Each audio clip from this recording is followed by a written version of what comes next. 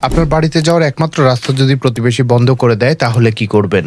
আপনি জানেন কি এর জন্য বাংলাদেশের সুনির্দিষ্ট আইন রয়েছে?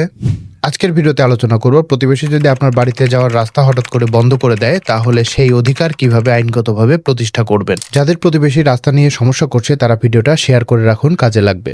আইনি লড়াইয়ে যাওয়ার আগে বসে কিভাবে সমস্যাটার সমাধান করা যায় সেই বিষয়টা দেখা সবার আগে জরুরি।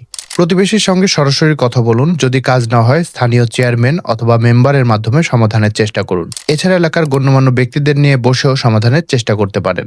অর্থাৎ প্রাথমিকভাবে আপনি সালিশের মাধ্যমে যদি সমাধান করতে পারেন বিষয়টা, তাহলে সবচেয়ে বেশি ভালো হয়। এতেও যদি সমাধান না হয় তাহলে জেলা লিগ্যাল এইড অফিসে যেয়ে বসে সমাধানের ব্যবস্থা করা যেতে পারে। এবার আসি আইনি দিকটায়। বাংলাদেশে এ বিষয়ে সুরক্ষা দেয় ইজমেন্ট অ্যাক্ট 1882।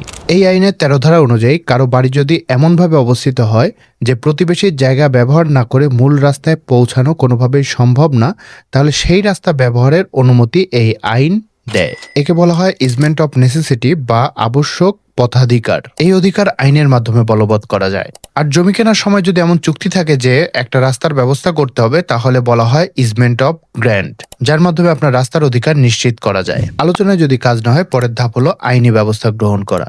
এক্ষেত্রে আপনি দুটো ব্যবস্থা গ্রহণ করতে পারেন। একটা হলো ঘোষণামূলক মামলা, যেখানে আপনি আপনার পথের অধিকারটা ঘোষণা চেয়ে আদালতে মামলা করবেন। আর একটা হলো পার্মানেন্ট ইনজাংশন বা চিরস্থায়ী নিষেধাজ্ঞা, যেখানে আপনি আদালতে এমন নিষেধাজ্ঞার জন্য আবেদন করবেন যে প্রতিবেশী আপনাকে সেই রাস্তায় চলাচলে আর নিষেধাজ্ঞা বা নিষেধ করতে পারবে না। এ ধরনের মামলাতে মূলত আপনাকে 3টা বিষয় প্রমাণ করতে হবে। নাম্বার 1, বিকল্প কোনো রাস্তা নেই।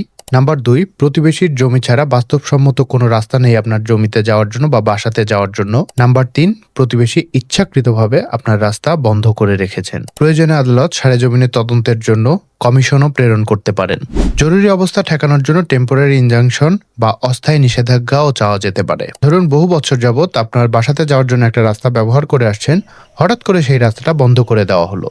এক্ষেত্রে ইজমেন্ট অ্যাক্টের 15 ধারা অনুযায়ী ইজমেন্ট অফ প্রেসক্রিপশন অ্যাপ্লাই করা যেতে পারে। তবে এক্ষেত্রে অবশ্যই আপনাকে প্রমাণ করতে হবে যে আপনি রাস্তাটা টানা 20 বছর যাবত বিনা বাধায় ব্যবহার করে আসছেন এবং এটা জমির মালিকের সম্মতিতে বা তার চোখের সামনে। যদি এই প্রমাণ থেকে থাকে তাহলে সেই রাস্তা পুনরুদ্ধার করা সম্ভব হবে। আর একটা কমন প্রশ্ন হলো, খতিয়ানে তো রাস্তা নেই, তাহলে সেই রাস্তা কি পাওয়া যাবে কিনা?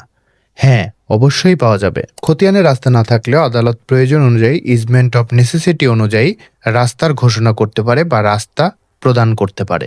তবে একটা জিনিস মনে রাখবেন, খতিয়ানে রাস্তা থাকলে সেই প্রমাণ আরো শক্তিশালী হবে। তবে রাস্তা নিয়ে বিরোধ গড়িয়ে যদি মারামারি বা শারীরিক আঘাত পর্যায়ে যায় তাহলে সেটা ফৌজদারি অপরাধ হিসেবে বিবেচিত হবে। তখন থানায় সরাসরি এফআইআর বা এজাহার দায়ের করুন। যদি নিতে না চায় তাহলে সরাসরি আদালতে মামলা করুন। এছাড়া বাধা বা হুমকির ক্ষেত্রে থানায় জিডি করতে পারেন অথবা ম্যাজিস্ট্রেট কোর্টে 145 ধারায়ও মামলা করতে পারেন। এছাড়া জমি বা রাস্তা নিয়ে স্থানীয় ভূমি অফিস, এসিল্যান্ড অফিস বা স্থানীয় প্রশাসনেরও সহায়তা নেওয়া যেতে পারে। তাহলে প্রথমে সমাধানের চেষ্টা করুন, যদি না হয় তাহলে ডিক্লারেটরি স্যুট করুন অথবা ইনজাংশনের আবেদন করুন। দীর্ঘদিনের রাস্তা হলে প্রেসক্রিপশনের ভিত্তিতে রাস্তার আবেদন করুন এবং এটা যদি মারামারির পর্যায়ে যায় তাহলে স্থানীয় প্রশাসনের সহায়তা নিয়ে থানাতে মামলা করতে পারে। মনে রাখবেন, আইন আপনার পাশে আছে, শুধু সঠিক নিয়ম মেনে আপনাকে এগিয়ে যেতে হবে। এ জাতীয় প্রতিবেশীদের নিয়ে কে কি ধরনের সমস্যায় আছেন সেটা অবশ্যই কমেন্টসে জানাবেন। যদি কোনো কিছু জানার থেকে থাকে কমেন্টস করবেন, আমি আপনাদের সকলের কমেন্টসের উত্তর দেওয়ার চেষ্টা করব। আজকে এ পর্যন্তই। ভিডিওটা যদি ভালো লাগে শেয়ার করে রাখুন, আপনার কোনো না কোনো দিন কাজে লাগবে।